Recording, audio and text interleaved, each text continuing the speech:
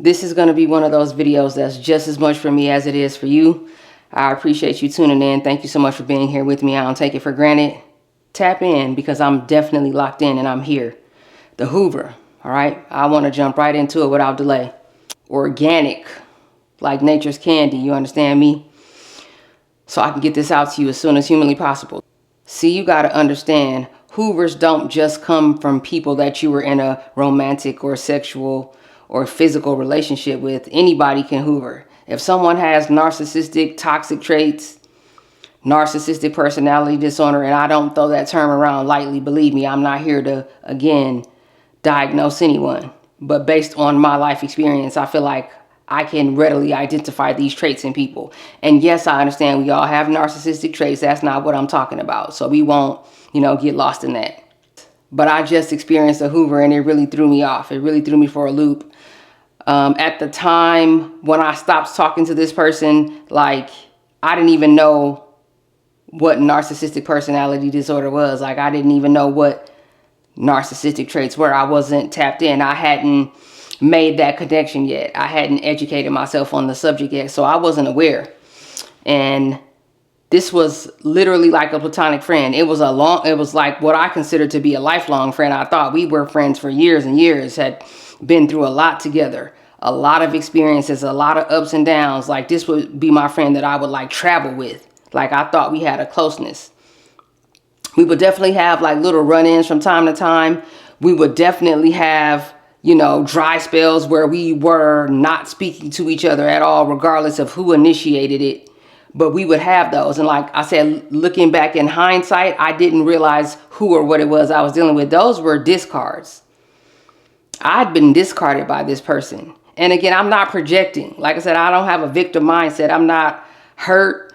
I'm not pressed. I'm not upset about it. Like, nothing. Like, everything is good. Like, I feel good. I understand exactly what it was that I was dealing with now. So because of that, I'm starting to reflect on it. Like I said, this friendship was even before the most recent toxic and narcissistic relationship that I was in. So that's what makes it so deep. There was an attempt at a Hoover. I did not speak to the person. They weren't able to reach me, but I know factually that they tried to reach out to me 100%. So that's the reason why I wanted to make this video and why I wanted to go deeper on the Hoover. I feel like, based on my experience, this is something that I could talk about comfortably from a place of understanding. I'm not speculating. You know what I mean? These are facts and the truth as I know it. It's what you can come to expect if you accept a Hoover. I don't care if it was a coworker. I don't care if it was a friend of me, right? A friend of the family, someone that your sibling knew. I don't care if it was one of your grandparents. It doesn't matter who it was. Just the young lady who you used to go to dinner with, or somebody who you used to go shopping with. Fellas, this might be somebody you used to play ball with, or you used to go to game, whatever the case may be. I want to let you know, if there had come a time where you understood this person to have toxic and narcissistic traits and a discard happened, or for whatever reason you stopped speaking to them and you allowed them to tap in with you again after time and like reach out. And see, in my particular case, I extended an olive branch to this person before we stopped speaking. I remember vividly reaching out to this person, extending that olive branch. Again, I didn't know what I was dealing with at the time. I'm thinking I'm just trying to mend fences with someone who I used to consider a friend, who I no longer consider to be my friend. And they kind of brushed me off to the side, like they played me to the left for real, right? Which is fine, because again, we had been through that before, so I was used to it. But now that I'm more educated on the subject, I understand that this person isn't healthy for me, which in turn means that I'm not healthy for them. And so much time is going by. I'm talking about like 2.5 years, 3, maybe more. I don't know. It's been a very, very, very long time. A lot in life has changed for me. A lot in life has changed for me. They wouldn't even be getting the same person if I was to entertain interacting with them. And again, this was just a platonic friend. So it was like, you feel me? And there's no love lost, no bitterness, anything like that. But I definitely want to get into what you can come to expect if you're ever in a situation where, you accept a Hoover.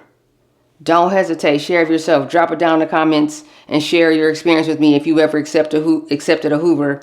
And you know exactly what it is that I'm talking about. Confirm what I'm saying. Let me know. What you can come to expect is they've lost respect for you. Okay. That's one of the first things that comes to mind. Like, it's usually a test. Okay. When people hoover or reach out, and they tend to do it in a way that's sneaky and like underhanded. And it's almost like they're hiding behind a shield. Sometimes they'll try to reach out to you from numbers you don't recognize. Sometimes they'll just email you to see if you respond to it. And it'll be like an email address that you don't necessarily know. You know, sometimes they'll try to hoover you by proxy, which I've discussed on the channel as well. They'll try to make contact with you through an associate or acquaintance that you all had in common, which means it's a flying monkey for them, because I wish somebody would reach out to me to try to have me reach out to somebody else. Like, I don't participate in that. We don't participate in folly whatsoever. So understand that they're going to try to be sneaky about it to save face. Rejection is something that they don't handle very well. Shame, like embarrassment, being called out, like any of that. So if they fear that narcissistic injury from you, which means you probably got some power to you, you know what I mean? You probably got some strength about you, because they're fearing the possibility of that rejection. They're going to try to be sneaky about it. All right. I've even heard of scenarios where like they'll try to text pretending like they were texting somebody else just to see if you'll even answer, or they'll dial your number and be like, oh, I wasn't even trying to call you. I didn't mean to call you. Like, they'll try to do little sneaky things like that. It's disgusting, I know.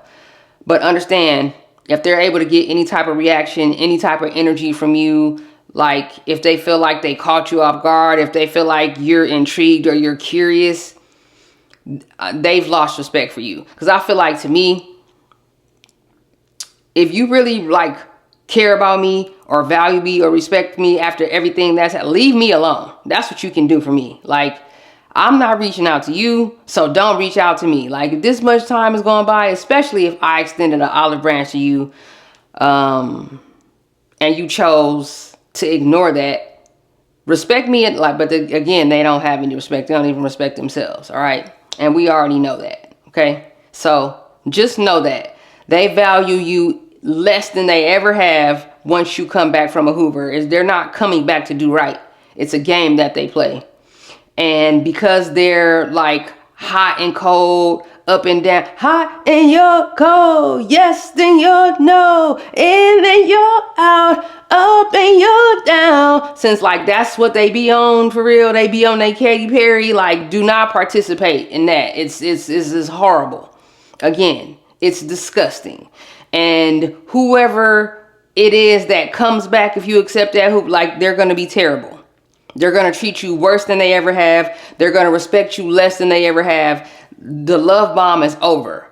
As far as I'm concerned, when you hear like addicts, no disrespect to anyone, I'm not making light of anyone's situation, but you'll hear addicts speak about how the very first high was like unmatched, and all they were doing was spending their time chasing like that same feeling. The love bomb is like that to me. First, it wasn't real in the first place. It's toxic. It's manipulation. I feel like sometimes we're hanging on to that feeling. Like, we're still hanging on to the lie that they told us in the beginning. You're never going to get that again. And even if they could replicate that, which they can't, it's not good. You know too much. You know too much now. All right. I don't care if you've been no contact for 2 weeks. I don't care if it's been 2 months. I don't care if it's been 2 years. We can't go back. You can't go back. You're doing yourself a disservice. You're doing a community a disservice. You're doing your family, your children, anybody who cares for you. You're doing yourself a disservice on a spiritual level. If you respond to that hoover, they didn't change. They're not going to change. All right. And you're just going to end up having to start all over again. And it's probably going to make you feel even worse about yourself, because you even entertained it in the first place and you didn't trust your gut. You knew you were right. You knew you were right about them. Believe what you're feeling. They didn't come back to change. It's a game that they play. And it's that chase. They want to chase you when they feel like they can't have you, but then they want you chasing them once they no longer have any interest and they've already sucked you dry and taken from you what they wanted. There is no going back. Another thing, as far as a hoover is concerned, It doesn't make any sense because they've been smearing you the whole time. Because I understand it's about the chase, and I'm sure you're understanding that too by now. That's the reason why they're doing it. But they have no intention on like being in your life at length at all. Like sometimes, like most times, I feel like they're just hoovering just to see if they can. They don't take you seriously. Like they already proved that. They're not taking me seriously. Such an insult to my intelligence. It's so disrespectful. It's like you're reaching out to me so I can stroke your ego. You're reaching out to me so I can make you feel better. You're reaching out to me to get a charge. But what that also lets us know, especially when they let like months and months and months go by, they're desperate. Something has happened in their life. They don't manage like emotions well. They don't know what to do with feelings or how. They don't self-soothe. That's what they need you for. They don't self-soothe. So if you receive a Hoover and like I said, months and months is going by, they're desperate. Something has happened in their life. They lost supply. All right. They lost their job. They lost like their residence or their domesticity. Like something's happened. Something's happened with their vehicle. Like they may have like experienced a loss in their something happened and they're desperate and they're just grasping at straws, and you're probably not even the only Hoover. Like that's what I'm telling myself, because it just really doesn't make any sense in my particular case. Like it's been so long, I cannot rationalize or justify why this person would be reaching out to me. And then I'm the type of person, like I've had the same number for years and years, like for a very, very, very long time. Luckily, with newfound technology, I can block. You know what I mean? And that's basically what happened. They were blocked and didn't realize it. So they're going straight to voicemail. If they're texting me, I'm not seeing any of that. Emails blocked, everything. Like like I said, I almost didn't even notice that it happened. To be honest with you, it was very eerie and I found it kind of comical, but I'm so grateful like for everything I've been through. And that's what I mean. Like these situations, these experiences aren't necessarily bad if you channel that energy correctly. Had I never gone through this most recent toxic and narcissistic relationship where because I was cohabitating with them, I had to educate myself for my sanity and so that I could make my exit strategically. If I would have never gone through that, it's come full circle. I wouldn't have realized that this person who I once years ago considered to be a friend of mine, she has toxic or narcissistic traits. Like I never would have known that about them. Okay. So it's been a benefit to me in more ways than not. So I'm grateful for that. But just know they're probably desperate. If a lot of times they're desperate, don't fall for the trap. Like we're not partaking in that at all. I want to talk about how sometimes they're hoovering you just so they can continue to upset the new supply. Now, I don't want to get off track because the new supply and how it feels different when they still have access to you versus when you leave, whether they discard you or you find your own exit. It changes the dynamic of the relationship or the connection, the situationship, the torment shit, like whatever you want to call it. All right. It changes that. It has an adverse effect on how they're interacting with the new supply when you leave too soon. See, a lot of times they're looking for that overlap because they monkey branch. So they never want to have a dry season. Like they never want to have a time where they don't have any supply. But they want to be the one doing the discarding and the maneuvering of the people that they can collect so that they can control the narrative, so that they can always, though, maintain access to you. So when you make your exit, like I said, I left my situation. I left the house, packed up, left.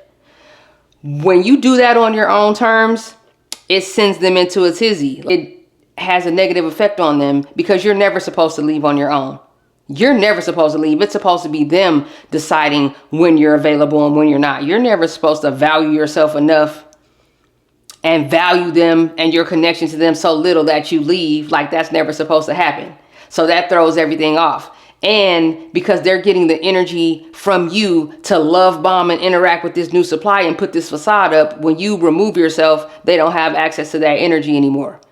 And now they're arguing with the new supply, whether you know it or not. And if it works by design the way it should, you shouldn't be there to see it. You shouldn't be there to see it.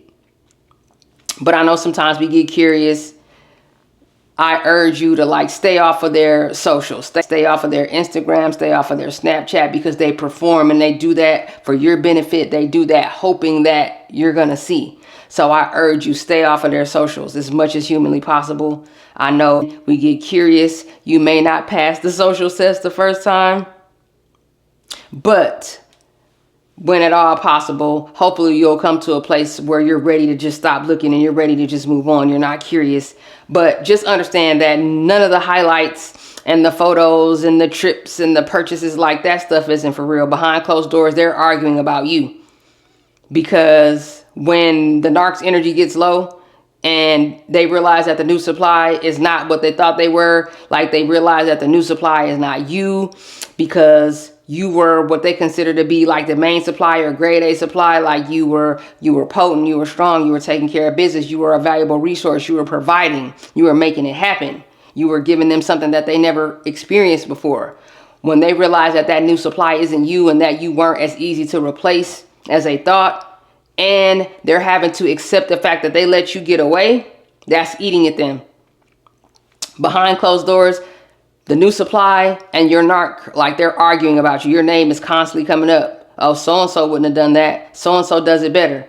I didn't like it like that. Oh, when so-and-so used to make that, they would do it like this. Oh, well, me and so-and-so used to go here. Oh, listen to this song. This was me and so-and-so's song. Like, think back, reflect on it a little bit. They were pulling some of that same crap with you in the beginning, and they did it with other people. They're going to, like, that's one of the tools that they use. Like, that's one of the things they do. They throw you out there to make the new supply uncomfortable. When they're beginning to devalue the new supply that they're with now, they're going to bring your name up. So that's what they do.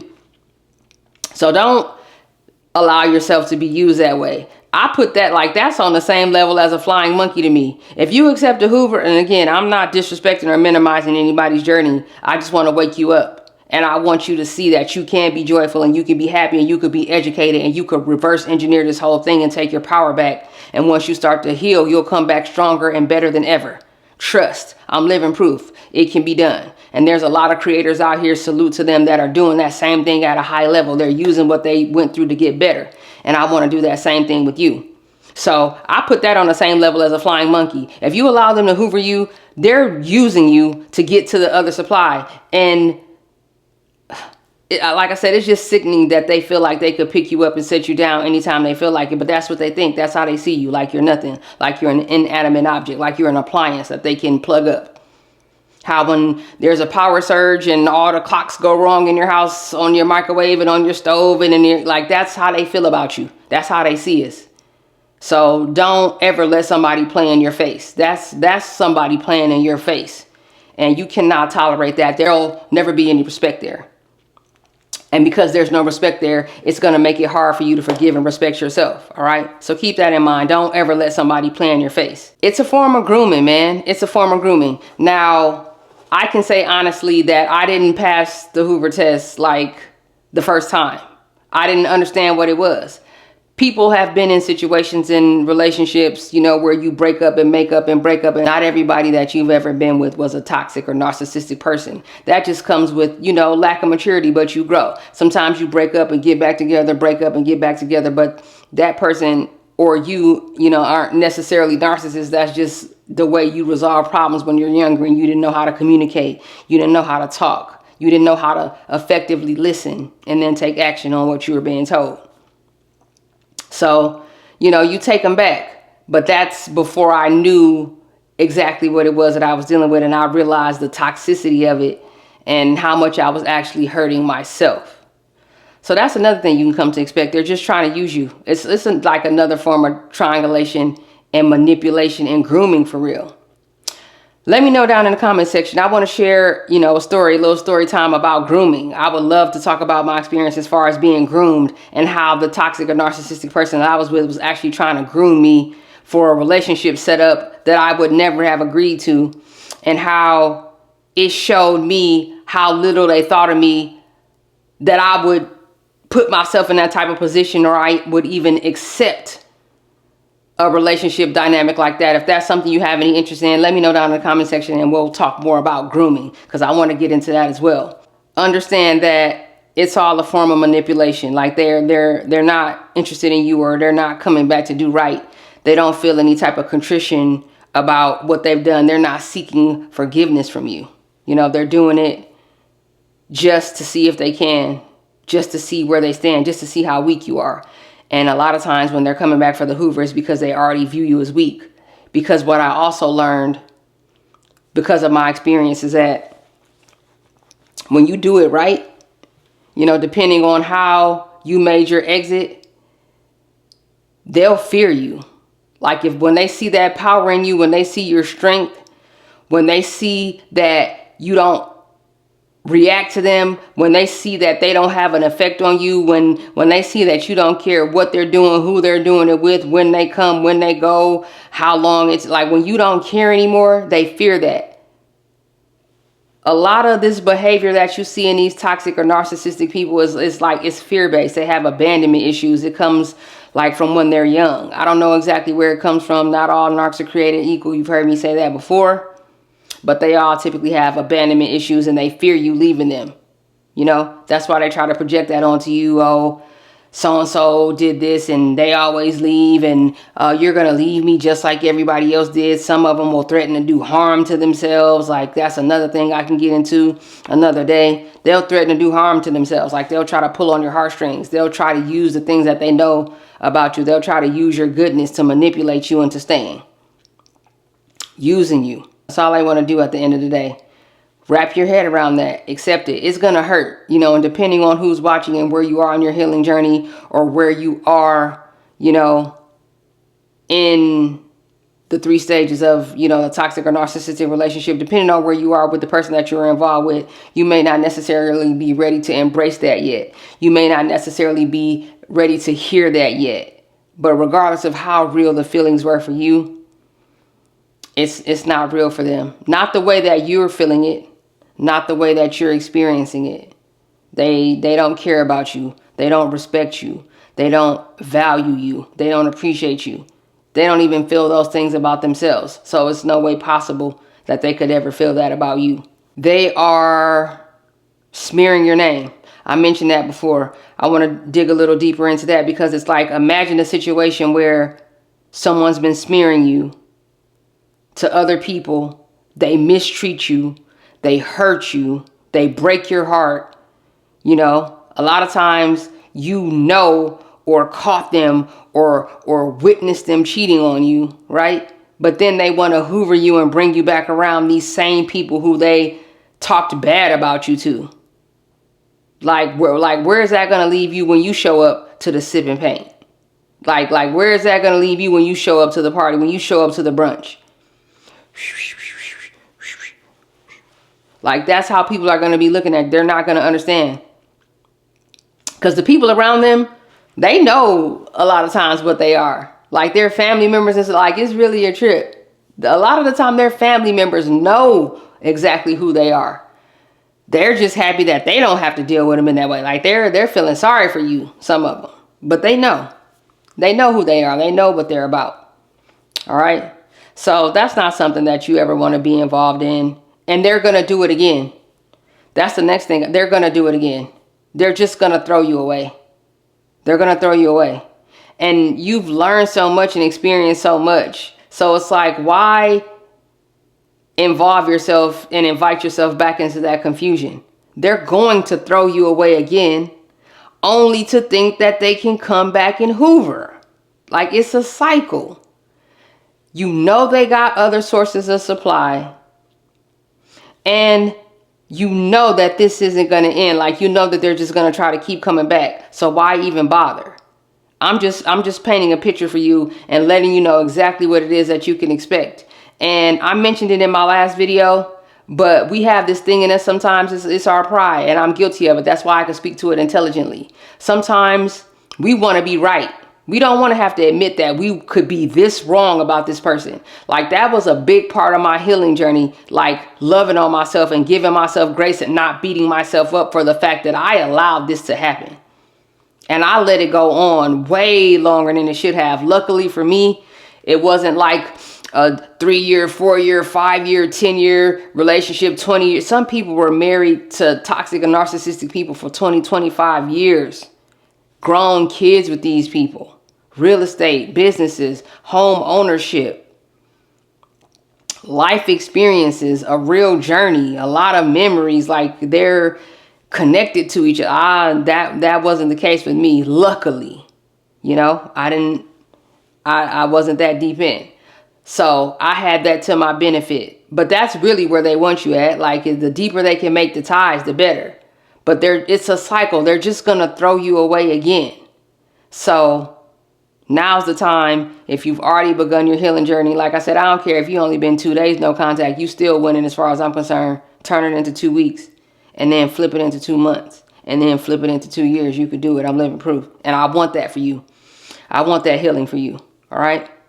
They're just going to do it again. And you know they got other sources of supply, and you know they're hoovering other people. They're talking to other people. I don't care if they are just texting. But there is no trust here. Like what are we really doing? They're not really where they said they were. Girls trip with the fellas, yeah, okay. Business trip, that's my favorite. I gotta travel for work. That's my favorite one. You work at a call center. Like, what are you talking about? You gotta travel. You work at the nursery. Like, you work around plants all day. What, you gotta go to a plant seminar? Like, what are you talking about? You gotta travel for work. Like, just stop it. You know that you're dealing with someone who does not see value in you. They think they're more elite. They think they're smarter. They think they're superior. You know? They don't respect your intellect. Like, they don't respect your boundaries, your energy, your perspective, none of that. So it's like we can't. I mean, unless you're into that sort of thing, you know what I mean? And you want to be in a polyamorous relationship that you didn't sign up for, because that's pretty much what's happening. The person you're with is single, but you're in a relationship. Like, is that really how you want to spend your time? We're not exactly getting younger. Like, we got to make the most of the time. And even if that means that you got to spend a few months, a few years single, so be it. That's where I am right now. Like, and I'm happy with that. I'm happier than I've ever been. I'm more at peace. And you're putting yourself in a better position for a true, pure, authentic love. Not flawless and not perfect. But the longer that you waste your time entertaining these Hoovers with people who have already proven to you that they don't respect you, the harder that it's going to be for you to find the love that you truly deserve.